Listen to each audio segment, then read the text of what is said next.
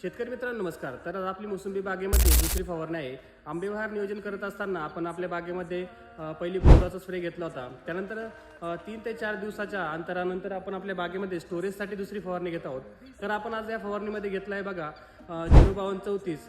त्यासोबत आपण रेमिडीचा मायक्रोन्युट्रिएंट घेतला आहे. त्याचबरोबर झाडाला PGR म्हणून आपण त्यामध्ये 6BA घेतला आहे. आज आपण एकत्रित या तिन्ही कॉम्बिनेशनची आपल्या बागेवरती फवारणी घेणार आहोत.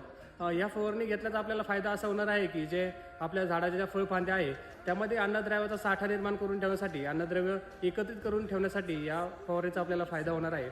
तर आपण ही फवारणी अशा 10 दिवसाच्या गॅपमध्ये आपल्या बागेमध्ये 2 किंवा 3 स्प्रे घेणार आहोत, जेणेकरून जास्तीत जास्त अन्नद्रव्याचा साठा आपल्या फळफांद्यामध्ये साठवून राहील व जे आपल्याला बागेला पाणी फोडता वेळेस जी फ्लॉवरिंग निघणार आहे ती अतिशय चांगल्या प्रमाणात फ्लॉवरिंग निघेल व आपल्या पुढील भविष्याच्या उत्पन्नामध्ये नक्कीच वाढ होईल.